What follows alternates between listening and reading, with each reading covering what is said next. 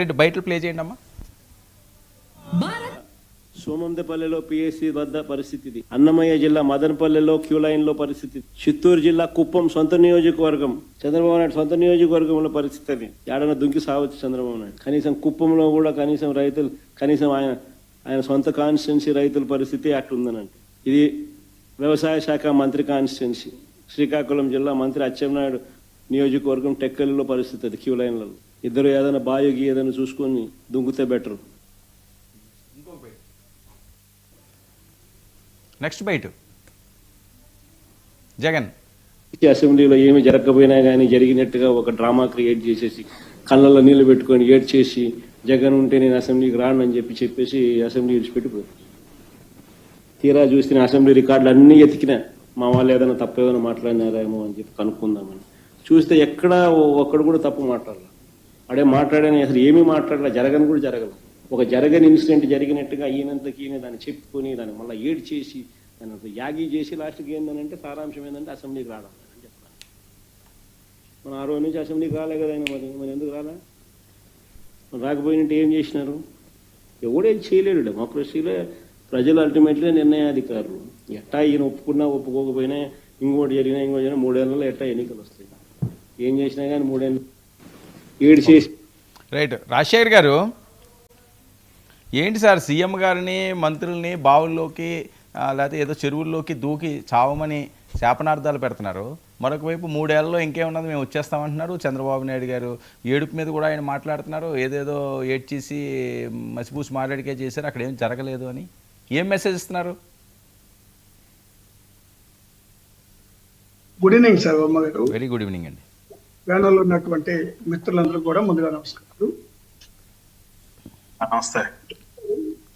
ఇక్కడ నేను ఒక విషయాన్ని గమనించాలని నేను కోరుతా ఉన్నాను.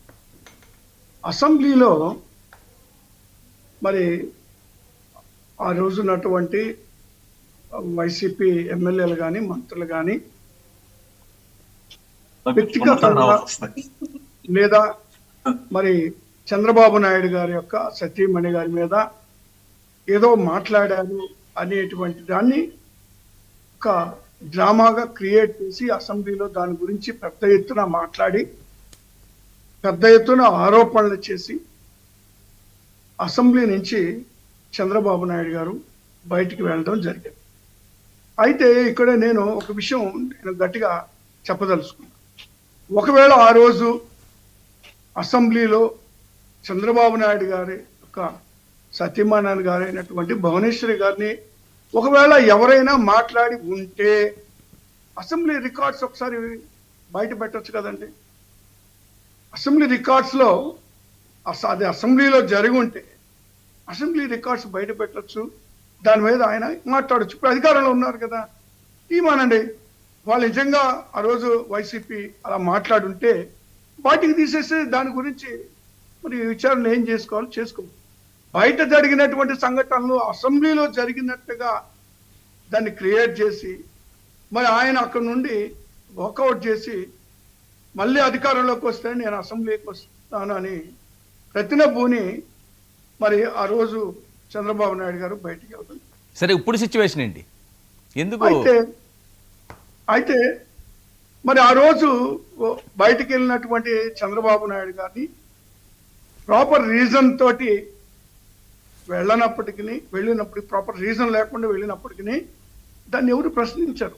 ఈ రోజు ఉన్నటువంటి ఎల్లో మీడియా దాని గురించి మాట్లాడరు. ఈ రోజు ఉన్నటువంటి నాయకులు అనేక మంది దాని గురించి మాట్లాడరు. కానీ జగన్మోహన్ రెడ్డి గారు ఎందుకు అసెంబ్లీలోకి రావడం లేదు అనేటువంటిది పెద్ద ప్రశ్న. ఈరోజు దాని మీద ఒక టీవీ డిబేట్లో కూడా మాట్లాడాల్సిన పరిస్థితులు ఈరోజు వచ్చినాయి. నేను ఇంకోటి కూడా అడుగుతున్నాను. అసెంబ్లీ రికార్డ్స్ వెరిఫై చేసి ఎవరు అన్నారో ఏమన్నారో కూడా తీసి దాని మీద కూడా డిబేట్ పెట్టాలి, మాట్లాడాల్సిన అవసరం ఉంది. ఒకవేళ ఆ రోజు మాట్లాడి ఉంటే భువనేశ్వరి గారి మీద అది అలా ఉంచండి. ఇప్పుడు ఈ రోజు జగన్మోహన్ రెడ్డి గారు మరి ఇప్పుడు ఉన్నటువంటి పార్టీలన్నీ కూడా కలిసి ఒకటే కదా. బీజేపీ అయినా జనసేన అయినా లేదా తెలుగుదేశం అయినా ఉన్న పార్టీలు ఎవరైతే గెలిచారో ఆ పార్టీలు మరి అందరూ అధికారంలో ఉన్నట్టే కదా. అధికారంలో లేనటువంటి పార్టీ